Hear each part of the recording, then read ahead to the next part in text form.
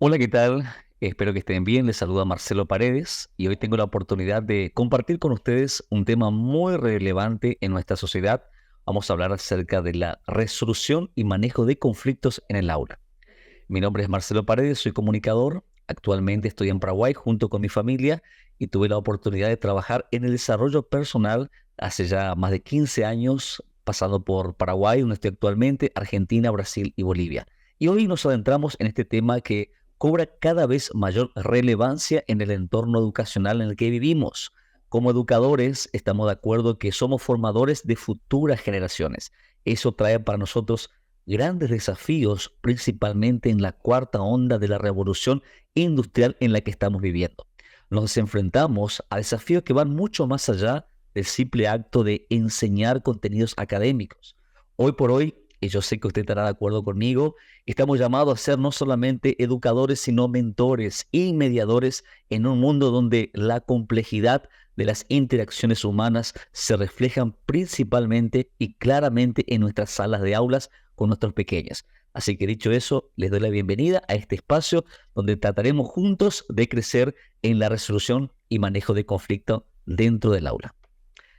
Y bueno, vale la pena comenzar preguntándonos por qué es importante abordar este tema. Bueno, primeramente porque no podemos tapar el sol con un dedo.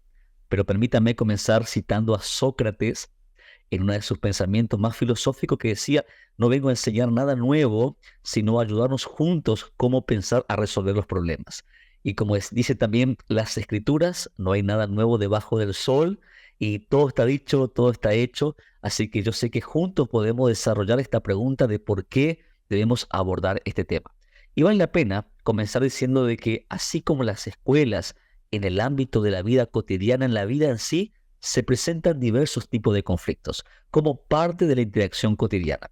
Desde que el mundo es mundo y desde que existimos, todos pasamos por diversidad de conflictos. Ahora, el problema no está en los conflictos en sí, sino cuando no nos dedicamos a resolver estos conflictos o se abordan de manera violenta y esto se refleja luego en las relaciones interpersonales. Y si vamos a la parte educativa, los problemas no resueltos obviamente complican el cumplimiento de la labor docente y se genera un ambiente desfavorable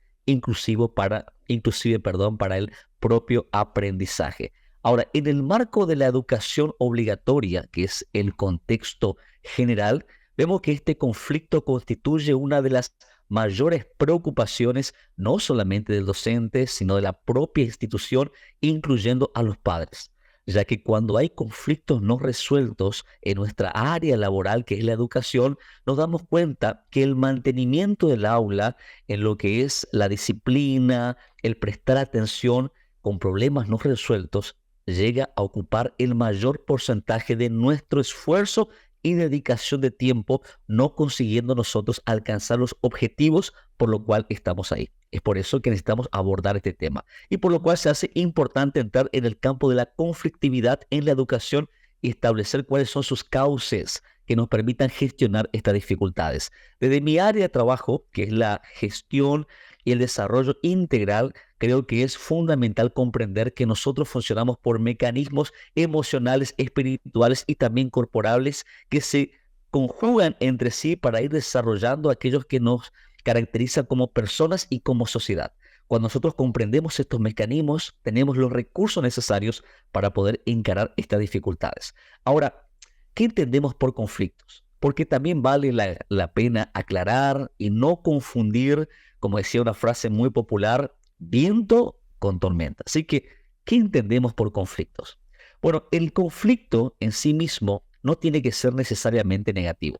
Es totalmente natural que el ser humano y en realidad no es otra cosa que la diferencia entre criterios, intereses y puntos de vista. Como dijimos al comienzo, todos nosotros de alguna manera pasamos por conflictos, nos conflictuamos del día a día, desde el momento que nos vamos a levantar a la mañana temprano, a la hora que suene tu despertador, ya entramos en el primer conflicto con uno mismo.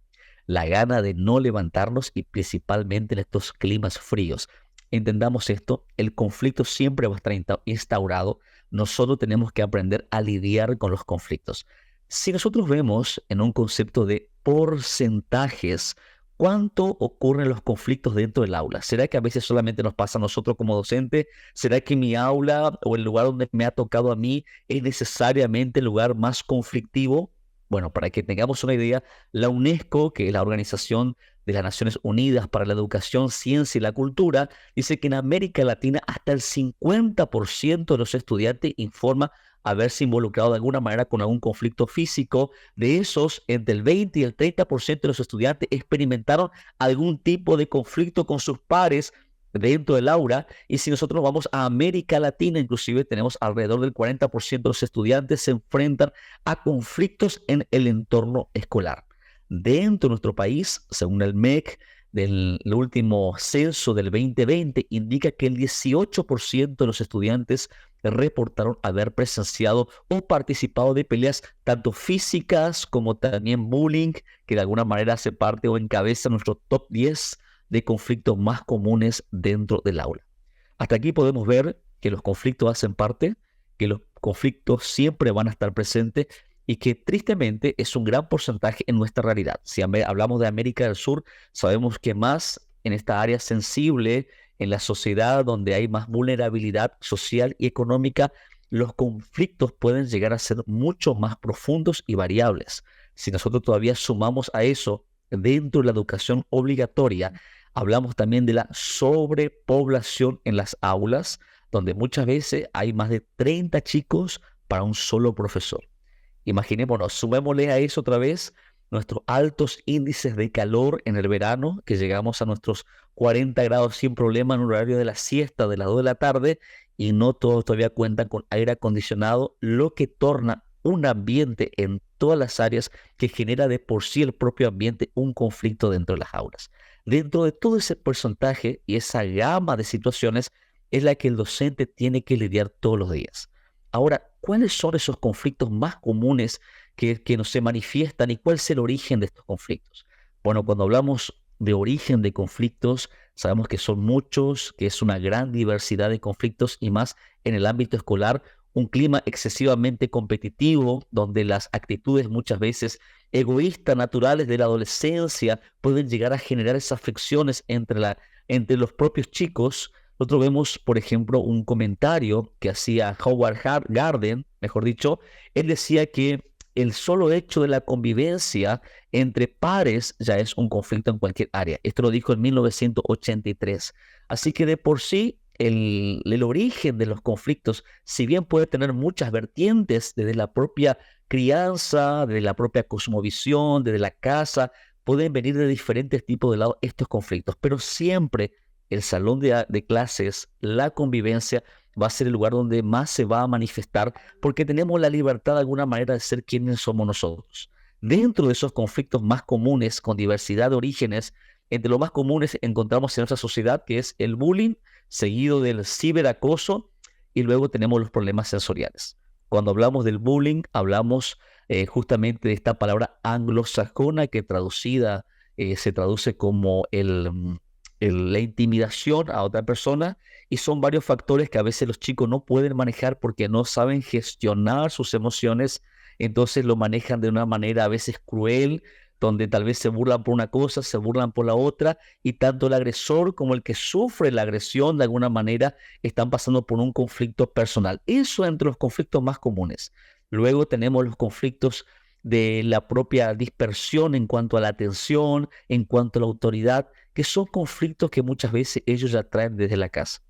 Ahora, una cosa que decíamos hace poquito con los docentes es que si bien los docentes no tienen la responsabilidad de solucionar todos los conflictos, y de alguna manera es cierto que no vamos a poder manejar todos los problemas que ellos traen desde la casa, hay algunas cosas que nosotros, por la posición que tenemos de autoridad y en 5 o 6 horas que tenemos con ellos, tenemos la posibilidad de gestionarlos. Pero para eso es necesario aprender a identificar estos conflictos.